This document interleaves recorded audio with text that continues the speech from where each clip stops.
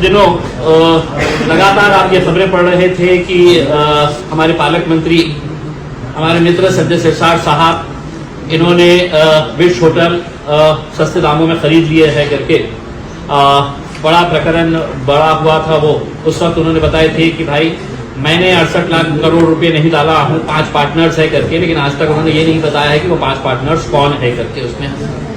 लेकिन मैं आपको बताता हूं कि एक पार्टनर उनका बेटा था जिसके नाम के ऊपर ये होटल ली जा रही थी, और दूसरी पार्टनर उनकी पत्नी थी जिसका एफिडेविट उन्होंने ऑलरेडी है तो सबमिट किया था, और उन्होंने उसका पैसा भर के, उनकी पत्नी भी थी। अब हम उम्मीद कर रहे थे कि तीसरा चौथा पार्टनर कौन है करके, और वो बहुत एक मुमकिन है कि उनके घर वाले ही थे करके, वरना वो बता देते थे।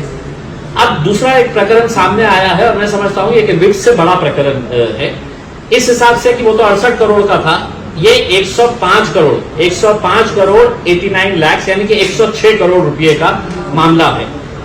सिरसाट साहब के फर्जंद सिद्धांत साहब को एक अल्कोहल बनाने के लिए जो केमिकल्स लगते हैं या दूसरे चीजें लगते हैं, एब्सोल्यूट अल्कोहल, जैसे मेरी नजर के अंदर हम सिर्फ शराब ही कह सकते हैं, उसकी फैक्ट्री स्टार्ट करने की थी।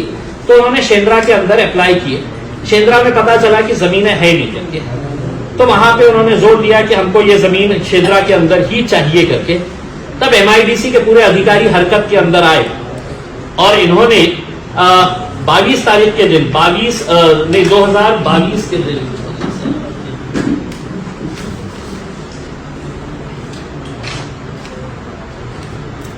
हाँ, ये टाइमलाइन है कि 2022 के अंदर ये इनके लड़के ने एप्लीकेशन किया। 3 जून 2022 को लोकल जो कमेटी होती है MIDC की, जो ये सुझाव देती है कि ये ठीक है, ये प्लॉट अगर रिजर्व है तो उसको हम डी रिजर्व कर रहे हैं करके। तो 2 प्लॉट थे MIDC शेंद्रा के अंदर जो ट्रक टर्मिनस के लिए रिजर्व थे। एक है तो A और B ब्लॉक के अंदर था जिसके अंदर 250 के करीब ट्रक्स रुकने वाले थे, और उसका आधा यानी कि 42,000 स्क्वायर मीटर का ट्रक टर्मिनस एक ब्लॉक में था, और दूसरे ब्लॉक के अंदर उसका आधा 21,000 स्क्वायर मीटर 21,275 स्क्वायर मीटर का दूसरा ट्रक टर्मिनस रिजर्व था।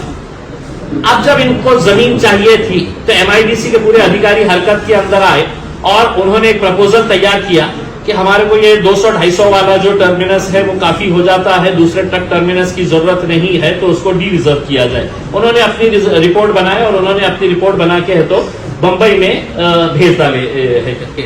इसी दौरान 7 दिसंबर 2022 को कैनियो डिस्टिलरीज नाम की कंपनी सिद्धांत सिरसाट साहब ने शुरू की। उसमें 3 पार्टनर्स थे। एक पार्टनर सिद्धांत सिरसाट जो उनका बेटा है, और दूसरा उनकी पत्नी विजया संजय सिरसाट, ये डायरेक्टर थी, और तीसरा जो है वो एक बिल्डर है भावेन अमीन, जिनके घर में ये रहते हैं, खरीदे हैं पे बीड़ बाईपास के ऊपर, बड़ा बिल्डर है, अच्छा बिल्डर है। तो ये 3 लोग डायरेक्टर्स थे। अब ये इन्होंने डॉक्यूमेंट्स देना था कि हमको है तो 100 करोड़ रुपए 106 करोड़ रुपए की फैक्ट्री स्टार्ट करना है, तो अपना सेल्फ कंट्रीब्यूशन भी दिखाना पड़ता है कि मेरे जेब में भी कुछ पैसे हैं, मैं ऐसी पूरा बैंक से नहीं लेने वाला हूं करके। तो कितना पैसा इनको देना था, तो 26 करोड़ रुपया इन्होंने खुद लिख के दिया अपने एप्लीकेशन के अंदर कि 26 करोड़ रुपये जो है 26 करोड़ 47 लाख ये हम अपने जेब से देंगे करके, ये इनके अपने डॉक्यूमेंट में है। और हमको 79 करोड़ 42 लाख रुपीस हम बैंक से लोन लेंगे। तो ये जैसे ही इनको अलॉट हुआ तो जो बिल्डर था भावेन अमीन वो ये कंपनी से बाहर हो गया, यानी कि सिर्फ उसका अकाउंट का बैंक स्टेटमेंट इस्तेमाल करने के लिए उसको डायरेक्टर बनाया गया था। जमीन मिल गई तब तो बाहर हो जा, बाहर हो गया। अब आज की घड़ी के अंदर सिर्फ 2 ही डायरेक्टर्स हैं, उनके बेटे और उनकी पत्नी। हमारा ये सवाल है कि ये 2-3 महीने के अंदर ये जो कार्रवाई हुई, लैंड अलॉट भी हो गया है, वहां पे काम शुरू भी हो गया है फैक्ट्री का। अब हम ये 2-3 सवाल करना चाह रहे थे, MIDC ने हमको ये सवाल जवाब देना कि क्या जरूरत थी कि आपने ट्रक टर्मिनस को डी रिजर्व किए। क्या आपको ऐसा लगा कि 42,000 स्क्वायर मीटर के अंदर 250 ट्रक खड़े रहते हैं और उसका एग्जैक्टली 21,275 स्क्वायर मीटर के अंदर यानी कि 50% उतनी जगह के अंदर आपने बोले कि 70-80 रहते हैं, जबकि उसूलन अगर वहां पे 250 रहते हैं तो आधी जमीन के अंदर 125 होना चाहिए था।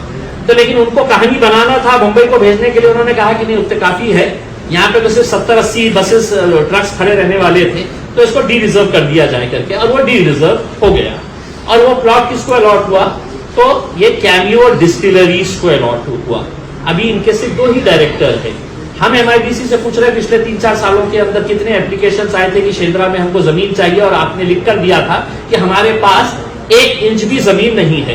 तो इनके लिए ये ट्रक टर्मिनस को क्यों हटाया गया, ये जमीन को क्यों दी गई, कितने पैसा आपने लिए, या आपको मंत्री जी को खुश करना था? और दूसरा, हम मंत्री जी से ये पूछना चाहते हैं कि विट्स के वक्त में आपने ये बोला था कि ऐसा थोड़ी है कि हमने 65 करोड़ रुपए ला लिए है करके 68 करोड़ रुपए, हम 5 पार्टनर्स थे, बोले सबने 2-2, 3-3 करोड़ रुपए लेने वाले थे, और बैंक लोन देने वाला था। बैंक हमारे घर पे आके लोन देती है करके ऐसे शब्द होते थे हमसे, बैंक हमारे घर पे आके देते हैं करके, अगर इमेज अच्छी हो तो करके। हम बैंक यूको बैंक से पूछना चाहते हैं, इनकी पत्नी के नाम के ऊपर 5.5 करोड़ रुपए का आपने लोन दिए है, जबकि इनकी महीने साल की इनकम 25 लाख रुपए है, एफिडेविट में दिया हुआ है करके। दूसरा, संजय सिरसाट साहब हमको ये नहीं बता रहे हैं, उनके एफिडेविट में दिया गया है कि उनकी इनकम क्या है।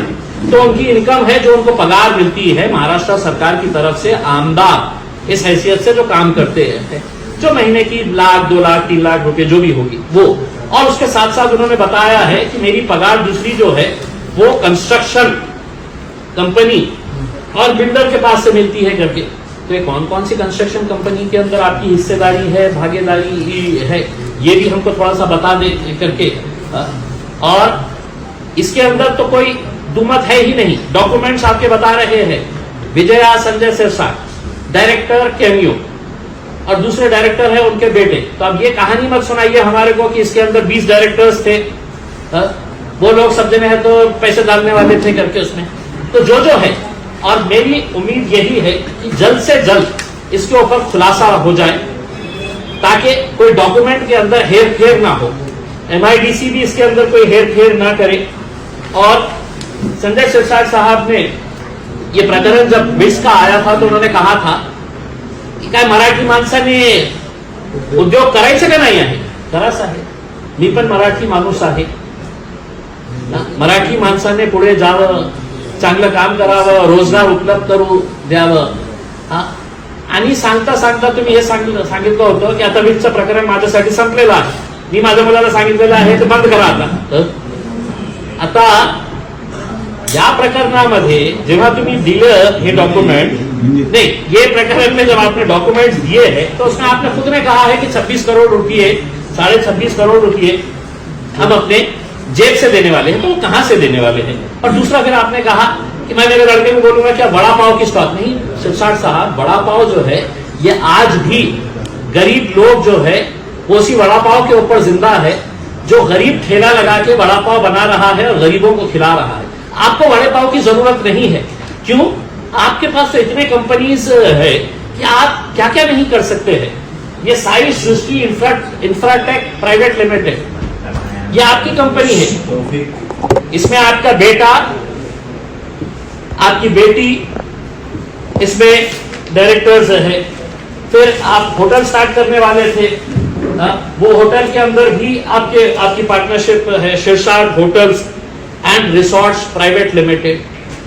ये इतने सारे कंपनीज है आपके, जिसके जरिए है तो आपको वड़ा पाव कभी भी ठेला लगाने की जरूरत नहीं आएगी, हमको ऐसा उम्मीद है।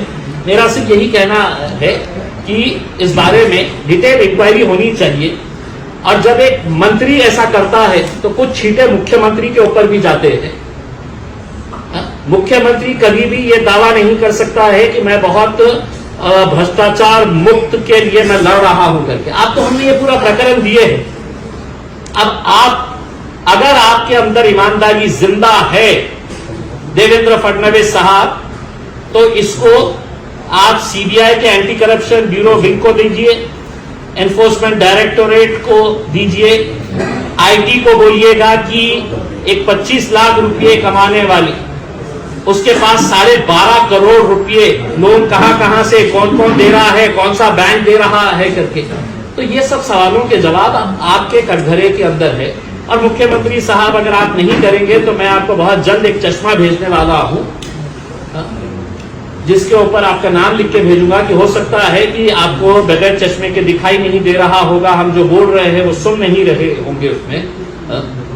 तो इसलिए ये प्रकरण विट से ज्यादा गंभीर है। और मेरी उम्मीद ये है कि हो सकता है कि हमारे पालक मंत्री का स्वभाव देखते हुए सगळे वेड़े आहे, सगळ्यांना अक्कल नहीं आहे, काही काम त्यांना उनको कुछ समझ में नहीं आता है, सब बावट है, ये इसी तरह का रिएक्शन देते हैं। तो मैं उनसे अनुरोध करूंगा, ये तो सिर्फ एक ही है, आगे आगे देखिए होता है क्या करके। और सिर्फ आप ही नहीं, कुछ और भी मंत्रियों के बारे में, कुछ और भी बड़े नेताओं के बारे में प्रकरण निकाल रहे हैं। लेकिन मुझे अधिकारियों ने बताया है कि खास तौर से इम्तियाज जलील के हाथ में कोई डॉक्यूमेंट नहीं देना है करके। उन अधिकारियों को यह कह रहा हूं कि आप जिस कुर्सी के ऊपर बैठे हैं ईमानदारी से बैठिएगा। आप as a ex MP, ex MLA मुझे डॉक्यूमेंट्स नहीं देंगे तो गवर्नमेंट ने राइट टू इन्फॉर्मेशन के अंडर में दिया, वो आपको डॉक्यूमेंट्स देना पड़ेगा। तो आने वाले कुछ दिनों के अंदर और भी कुछ बातें सामने आएंगी और वो भी उतनी ही चौंकाने वाली रहेगी।